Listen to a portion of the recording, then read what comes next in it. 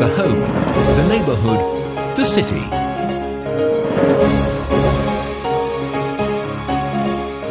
Assad came from Ghana to play in a football sport association, and in the meantime he is completing his studies.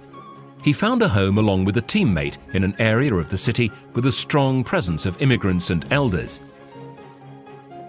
Assad and his teammate presented their work contracts made with the sports association to prove to the landlord that they can pay the rent and sustain the building expenses for maintenance of indoor and outdoor common spaces.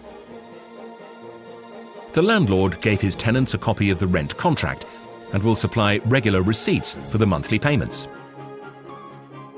There is the possibility for concessional rent, reduced and blocked for the duration of the contract, or to be part of assignment lists for tenement housing, assigned based on family composition and income.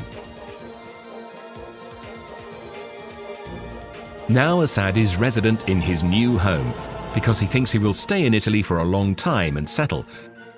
The domicile, instead, is the home occupied only temporarily, where an activity is carried out which implies the possibility to move to another city or another country.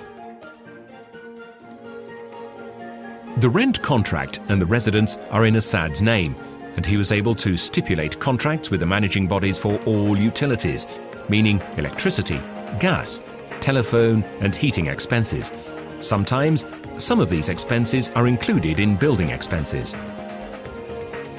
When Assad gave his sister a plane ticket to visit him in Italy, she was thrilled and came right away.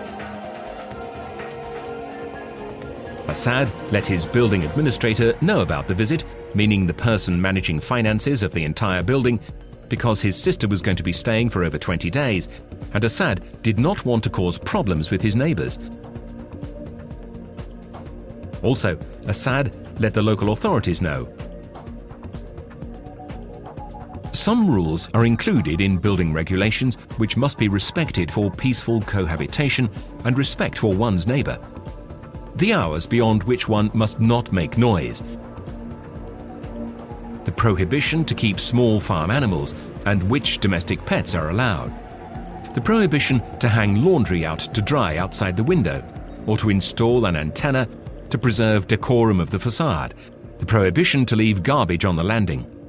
It is foreseen that the tenants of a building may meet in tenant meetings to discuss eventual problems or decide on certain interventions together.